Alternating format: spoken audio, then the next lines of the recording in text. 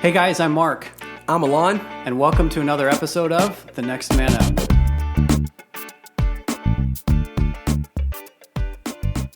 Well, brother, it's good to see you again. Dude, How have you been? I've been good, man. As I'm listening to that beat, dude, there's a part of me that's like, what if I just started freestyling out of nowhere over the top of it? Like, what would happen?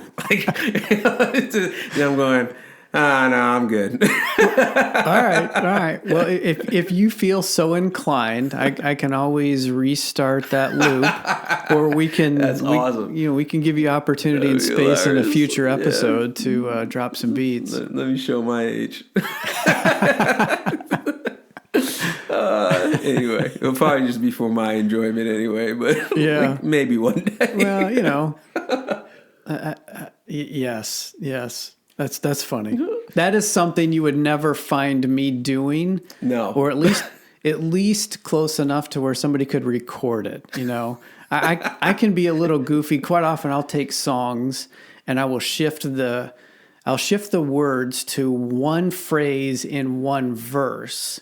To the point where, people in my family, they'll know the song, but they'll look at me funny like, Dad, those aren't the words. But that's as far down the freestyle path as I'm willing to go. That's awesome, dude. What's up, everyone out there? Dude, it's so good to see you, Mark. It's cold. It is a cold day today. It's a very cold day today. Yeah. I'm good without the cold.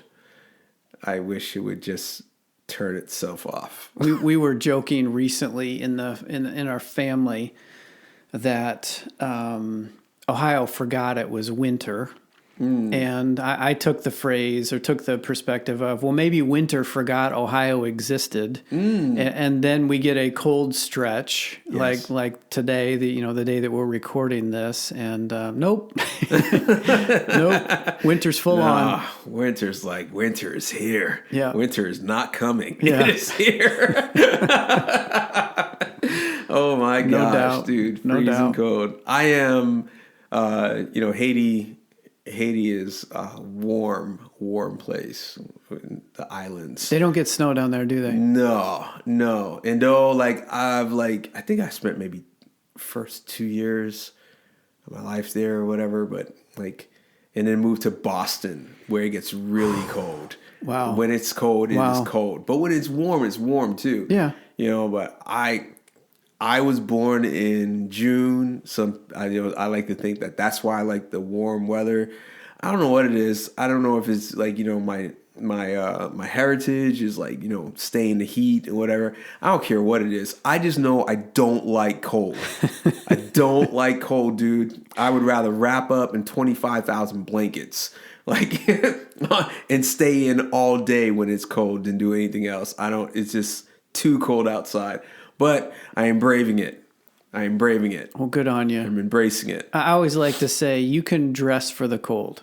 Yes. For the most part, to an extent. Yes. You can put on enough layers and clothing to be okay in cold weather. Yeah, no, this is more like you become a stiff person. Yeah. With the amount of clothes I feel like. That's true. It's almost like the Christmas Story, the brother and the mom just keeps throwing coats and scarves and he comes out looking like a stick figure. Right. No, wait for me, guys. Right. Wait for me. Right. That's how I feel. Yeah. I need to be dressed to stay warm. Yeah. But you love this stuff, don't you? The older I get, the more I enjoy fall. Yeah. And even spring. And part of my issue with not enjoying winter is often the winter here in Central Ohio is gray and damp and rainy. Depressing. When it's 20 degrees, 15 degrees, even 10 degrees, the sun's out and there's a fresh coat of snow, that for me feels way warmer than 40 degrees in rain. Really? And so maybe that's just me, but if we had more fresh snow and cooler, drier temperatures, I would enjoy that way more than just the 30s and 40s and gray and rainy, which is often the case here. Yeah, man. Yeah, that's a good point that you bring up. Maybe we can have a session on that one day. Okay. on just like, we can freestyle and riff on the weather, right? that'll be the bloopers. You can catch that. There we go. Next man up. There we go. Yeah. Just kidding. So what's up, man? Well, I know you got something on your heart, something that's kind of rolling around on your mind. Like it's interesting how recent events, whether it's things we experience, things we see, something that goes viral or whatever, it's like that becomes sort of this idea and the inspiration for a conversational topic that is squarely in the space of helping men to be better men, helping fathers to be better fathers. And so I know you got something on mind. So kick us off. So those who are listening, thank you for allowing me to be vulnerable and whatnot. I believe that is a quality a man needs to have. Yeah. I believe it's a quality humans need to have. But yeah, so like I had this moment with my oldest daughter. So, you know, she has a car and she needed brakes like to on her car to get replaced. They got really bad, you know. And, you know, for it's reasons, kind of an important part of a vehicle, right? Yeah, it's like, dude, like, you know, hey, you can forego a radio, but you can't forego brakes. Like, you know, so you need them. And, you know, she had worn hers down to like just, I mean, it was like exploding. The pads are gone. Yeah, there's nothing left. Yeah.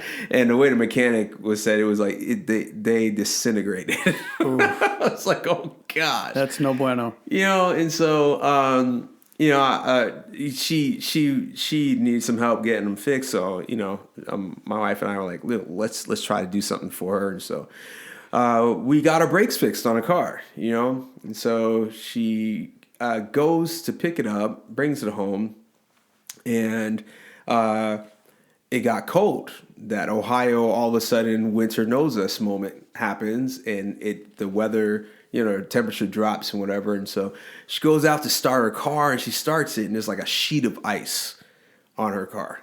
It's like freezing. It's like it's not just ice on the outside of the car. Like inside on the windshield is ice. So it's like one of those cold snaps. And she starts the car and then, you know, she comes back in and, you know, Shannon and I were heading out and she was going to go to where she was going. But she comes back in after like 20 minutes, like she checks on her car and she's like, my car's not warming up. Uh-oh. And I was like, oh, dude, it's just the cold, you know, it's just cold outside and whatever. And so she goes back out there, we leave, and then we get this phone call of like our frustrated and irate daughter. Like, you know, stupid car, can't believe I just got this car back. I'm like, the world is against me moment, the world hates me. Yeah. like, it is conspiring for my death. I recognize those. Right? And so, you know, at first it's like, you know, you recognize that and you're just like, oh, you're just having a moment. It's going to be okay. Like, this too shall pass. You know, and then it starts getting to the moment of like, you're like, oh my gosh, just get over it, you know? And so like I'm driving, you know, I left where we were at and I'm driving back and I'm frustrated because I had to leave early and whatnot. And I get to the house and she's, you know, she's irate, she's angry. And I'm just like, well, did you check this? You check that? And of course, you know, but for her, she didn't know any like car stuff, you know? And like, you know, then I'm frustrated with that. Like, oh my gosh, like everyone knows. How do you not know this? Like you're supposed to, like, you know, it got to the antifreeze and I'm like, you're supposed to have antifreeze in your car. Like it's bone dry. Right. Like, what are you doing? Right. Like, you know, and, you know, having this, in, you know, we can make the excuse father moment, whatever, but it's no excuse because we as parents, we do this like at times. You know, we could have.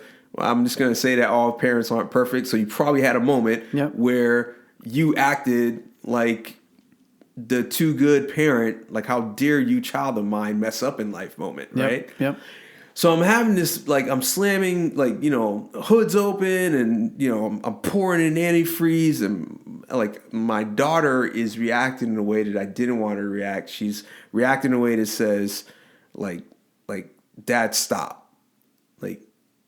Like, I don't need to hear this kind of moment. But then as I'm reading through it and I'm thinking and I'm going, you know what?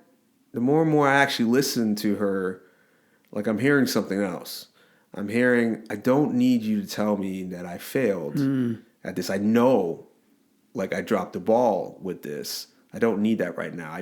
Right now I need you to understand that I'm human and that I'm having a frustrating moment, and this is very frustrating for me.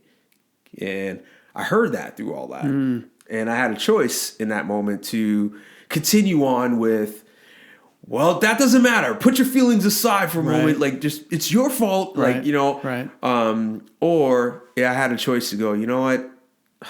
I've had moments like this too, where things just go wrong. And we're like, you know, as we were talking earlier, like I was saying, like, you know, we try to take just great steps in life, and then we trip. Something happens, our fault or not, doesn't matter. It just happens. It happens, and it ruins the day. It ruins, you know. We want to be like, suck it up and get over it, but you don't just suck up and get over. Yeah, like. That's the wrong thing to do, because that's pushing your feelings down. That's not engaging in the moment correctly and healthy. You know, a healthy way would be like, yeah, this is no bueno. You know what I'm saying? And for other people to come alongside of you in the moment and recognize that you're having a moment. Like, let me be a friend. In my case, let me be a good dad in this moment. So I went and I just told her, I was like, you know, I'm helping her with the car, and I take a breath and choose what I feel was a healthy road. And I chose a road to be like, you know what? There was a time where your mother and I were really struggling financially. And the bill collectors were calling, and, you know, they were talking about repoing our cars and whatever. And, like, you know, getting notices for electric shut off and whatnot. And I was down to the lowest point. Like, regardless of if, like, I was trying to tell a story of regardless of if, like, it's my fault or not, I was there, you know? And I remember I got so angry, I was banging my head on a closet door. And I did, like, which always helps the situation, right? Totally. I'm just like, at first it was like a easy, like, and all of a sudden it was like, ah! And I went full on Hulk. Pow! I put a dent, like, actually, let me be honest. I put a hole in the closet door. Yeah. And because I was frustrated. I was like, almost like no one saw me. Like, no one sees my anger. No one sees my frustration. Like, I'm in a hole right now in life, and this sucks. Like, you know what I'm saying? And I told her how, like, I had this, after that moment, Shannon calls, and she shares that we came into some money all of a sudden, and, like, it blew my mind. Like, you know, and someone was gracious and helped us out, like, financially. And, like, you know, I had this moment where I was like, and I was like, I just looked up at the sky, and I was just like, oh, you, God, have a sense of humor. You know, and, you know, her and I are laughing at this moment, like, in this moment, because, like, we're sharing a moment together. Yeah. Like, I'm saying to her, babe, I get it. It sucks that this is happening just after you got the car back too. Right. How annoying, right. And how, like, disappointing is that? Like, you thought you were going to be in your car, go hang out with friends. Like, my car is fixed, and all of a sudden it's like another thing is broken. Right. Like, I get it, babe. Totally understand. It's human, but let's work through this together. Yeah. You know, but that came through being able to listen. Yeah. Being able to catch what she was trying to tell me in between the lines. You know, catching body language and words and nonverbals and going, you know what, I'm messing up by telling you that you messed up. Yeah. Like, the best thing for me to do is just engage you in the correct way, and that's just to love you right now. Yeah. You know, and it turned out really well. What a different outcome than the path that you were on previously. Oh, yeah. Right? Where it's like, you're telling her everything that she already knows. Yeah. She doesn't want dad to remind her that things have gone wrong, or to even feel like, and maybe this wasn't how it was coming across, but to feel a little bit of shame or a little bit of guilt, man. Like, this is my fault. Yeah. Here's another thing. That's what it was producing. Yeah. And to recognize that and see that and to shift away from that and begin to say, okay, this isn't what my child needs of me in this moment. Let me listen. That was the key word that I heard. Like you stopped what you were saying, thinking, doing, and began to shift and listen to what she was asking for. And maybe she was saying the words and you weren't catching it, or maybe she wasn't even saying the words, but you began to hear between the words, right? To listen deeper, to say, look, my daughter needs me. She needs me to put my arm around her in this moment, not to give her a lecture. Right. And yet so often that becomes our first response as men, as fathers, as husbands, that we want to go to the lecture, either because it makes us feel good, or we want to remind them of all the times we told them don't do this, or you got to think about whatever the reason. We often go there instead of creating space to just listen. You know, I'm sure you've had this experience. I'm thinking of interacting with my spouse and asking her the question, or her telling me directly, I don't want you to fix my problem. I just want you to listen. Yeah. That's right. And in her own way, that's what your daughter was asking for. Just listen to me, Dad. Feel validate my feelings. Feel what I'm feeling in this moment, and just be with me. Don't lecture me. And where does that come from? Like the auto response to fix, to lecture, or to, like, I don't know, have to tell them what we think is the right way that they should have done things. Like, so, I am, as much as we talk about redefining masculinity and manhood and all that, I still think that some of that is our gender wiring. I think we are predisposed as males to action, to the transaction, to the action, to the fixing, to the doing, rather than predisposed to the relating and to the feeling. Now, I'm not advocating that we stay there. I'm just saying I think that we are gender predisposed to start there. And if we can't grow past that and see that there's a deeper and a more human, more holistic way to relate with people, then that's where we get stuck. Or maybe that's what we saw growing up, or maybe it's just we're angry. Here's a hypothetical. You don't want this to happen for your daughter. You're frustrated. So now your frustration comes out in a way of you expressing it, right? And then it sounds like a lecture because she's receiving it. You don't want this for her any more than she wants it. And yet that lecture becomes a distraction, right? Like a wall that goes up between you, instead of a good moment to be able to just work through it together. Dude, you remember the first Incredibles? I do, yeah. You remember where, like, the evil guy, the villain in the story, like, he doesn't want to do a monologue. Like, he thinks that villains do monologues, like long monologues, telling of why they're about to do and what they're about to do. Yeah, or exactly. Whatever. And then, like, there's a couple of times in the movie where he catches himself. He goes, monologuing again. It's like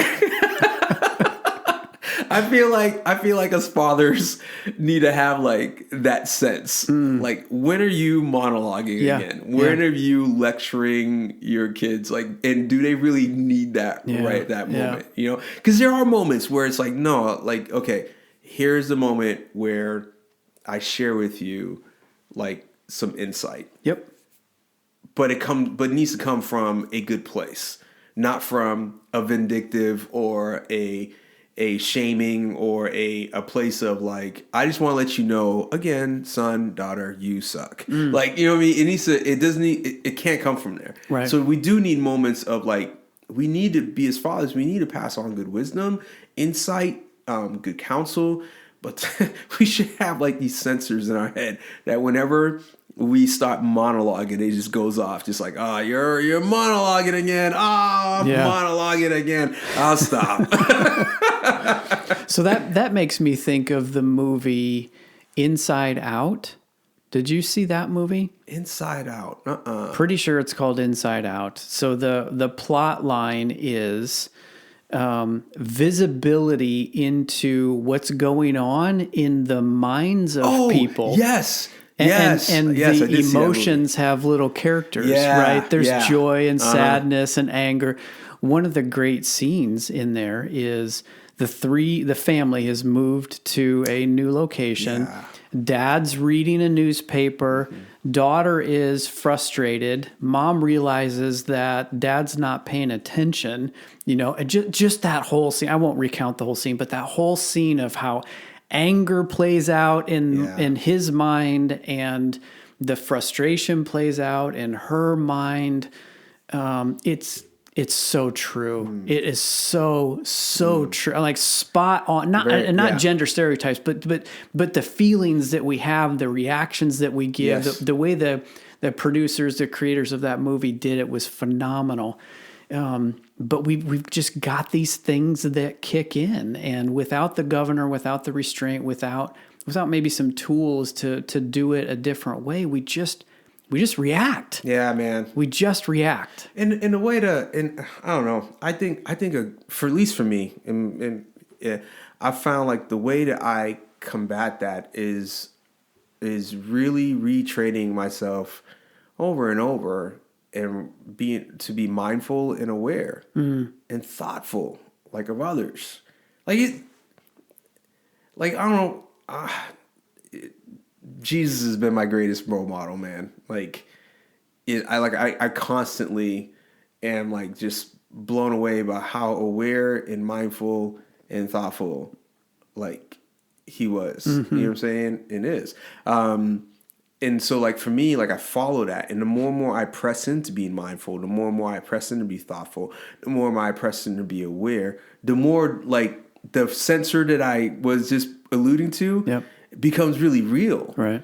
And it's like, what's like taking stock in what's going on in the moment, and realizing that I need to listen or that I'm not listening, really helps out like in situations. And man, I don't get it right all the time, man. There's times where there's instances with my wife and my kids, with friends, where I've walked away from a very like heated moment, or I missed something, and if I had and like thought about it later, I'm like, oh wait, shoot, and then like I go back, and so it's not always perfect. It sometimes it's hindsight, like, oh man, I shouldn't have done that.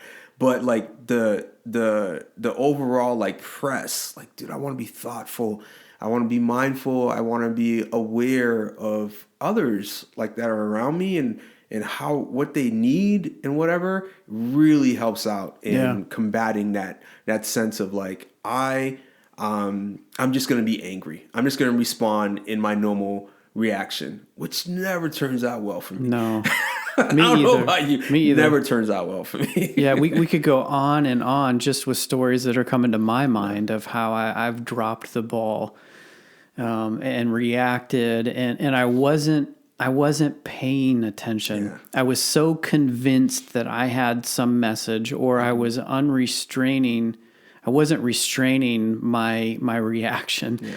And so as a result, I could not see, I could not process, I could not hear what was going on around, either spoken or unspoken, verbal, nonverbal. I just wasn't paying attention. And, I think what I hear in your story and in example here is just the importance of, for me, I'm internalizing it, the importance of listening. Mm-hmm. When we're speaking, when we're talking, we're not listening, right? It's the brain is kind of binary in this way. You can speak or you can hear, you can talk, you can listen, you can think about speaking, or you can process what's actually being said and pay attention that way. And boy, for me over the last several years, I've just been learning to listen better.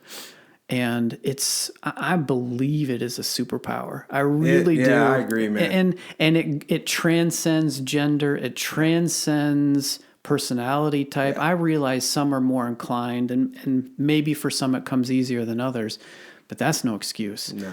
Because good listening can overcome so much, Okay, I'm going to stop slamming the hood and kicking the Prestone can around, and I'm going to look at my daughter and I'm going to listen to what she's saying, and I'm going to become aware of what she wants and what she needs in that moment. Yeah.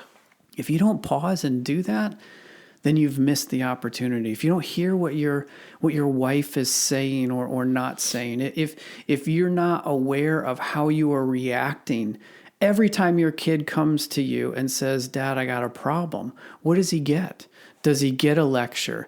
Does he get a frustrated response? Does he get, "Why can't you figure this out, boy?"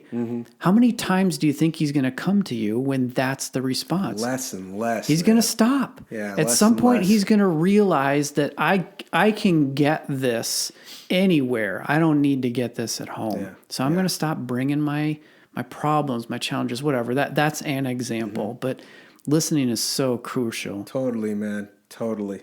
100%.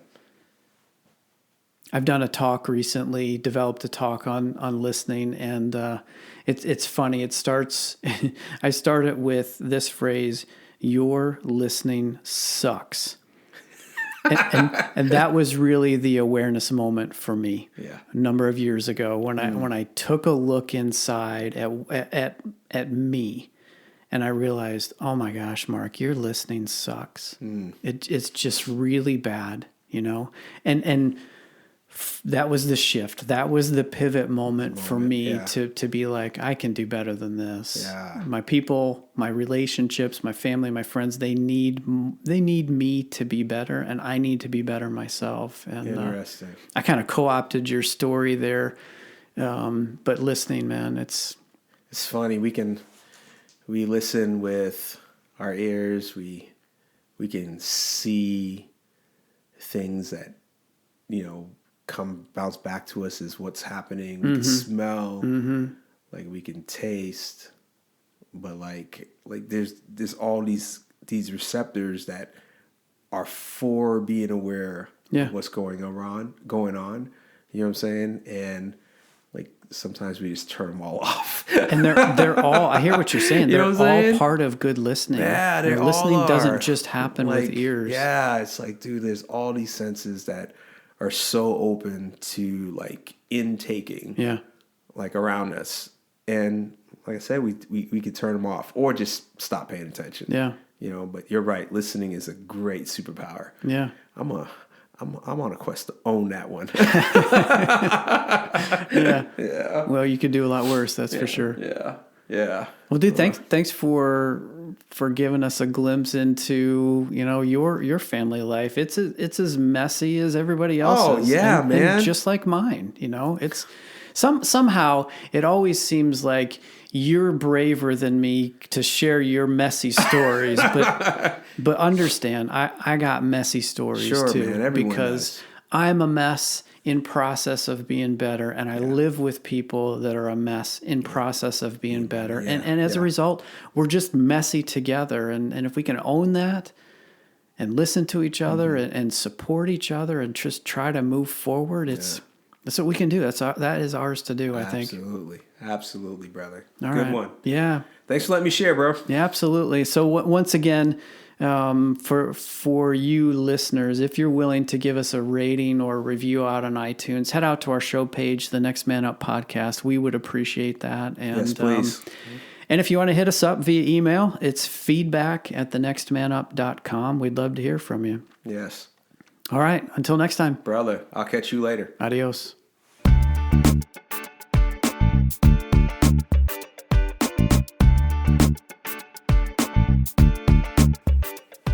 Hey, listeners, thanks for journeying with us on this Next Man Up podcast. We would love to hear from you. Maybe you have a question or an idea, perhaps a topic for us to consider. If that's you and you want to reach out to us, you can get us at feedback@thenextmanup.com. That's feedback@thenextmanup.com. Again, we'd love to hear from you. Until next time, we'll see you later.